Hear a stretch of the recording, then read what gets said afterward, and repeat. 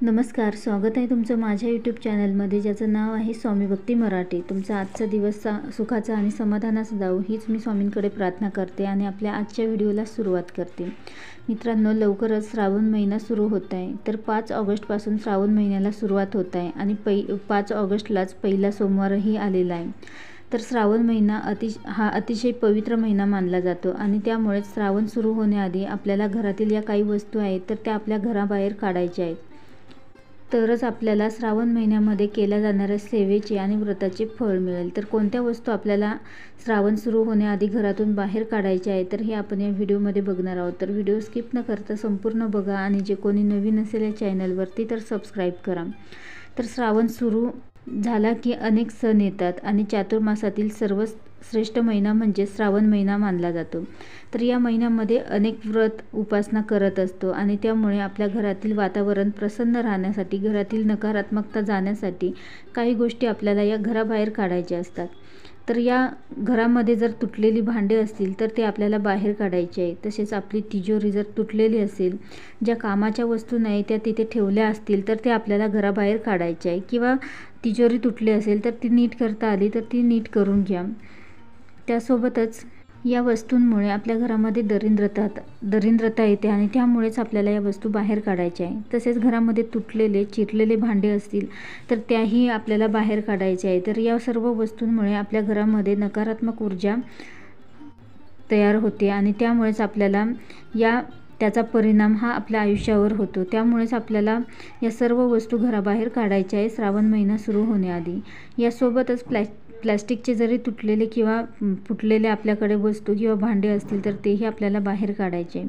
त्यासोबतच देवघरामध्ये तुटलेली किंवा फुटलेली किंवा खंडित झालेली मूर्ती किंवा फोटो असेल तर तेही आपल्याला आपल्या घराबाहेर काढायचं आहे आणि वाहत्या पाण्यामध्ये आपल्याला ते विसर्जित करायचे आहे। तर या सर्वांमुळे आपल्या घरामधील आपली आर्थिक परिस्थिती खालावते। त्यामुळे आपल्याला या सर्व वस्तू म्हणजे मूर्ती किंवा फोटो खराब झालेले किंवा तुटलेले किंवा खंडित झालेले असतील तर ते पाण्यात विसर्जित करायचे आहे आणि नवीन मूर्ती स्थापित करायची आहे।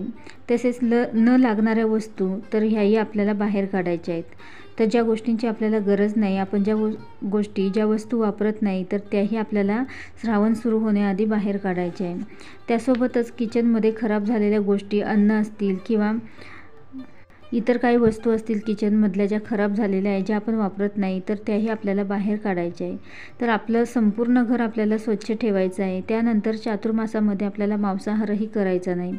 तसेच घरामध्ये गोमूत्र आपल्याला टाकून संपूर्ण घर श्रावणाच्या आधी स्वच्छ करायचं आहे। तर या सर्व वस्तू घराबाहेर काढल्यानंतर संपूर्ण घर स्वच्छ करायचं आहे आणि त्यानंतर गोमूत्र आपल्याला टाकून आपल्या संपूर्ण घरामध्ये गोमूत्र शिंपडायचं आहे। त्यानंतर तुम्ही जे कपडे वापरतात तर जे कपडे तुम्ही वापरत नाही, जे फाटलेले आहे तर तेही कपडे आपल्याला घराबाहेर काढायचे आहे। तसेच अडगळीचे सामान असेल तर तेही घराबाहेर काढा। तसेच देवघरातील फाटलेले ग्रंथ असतील तर तेही तुम्ही पाण्यात विसर्जित करू शकता। तसेच धान्याला कीड लागली असेल तर तीही साफ करायची आहे। तर खूप महत्त्वाच्या आहेत या सर्व गोष्टी।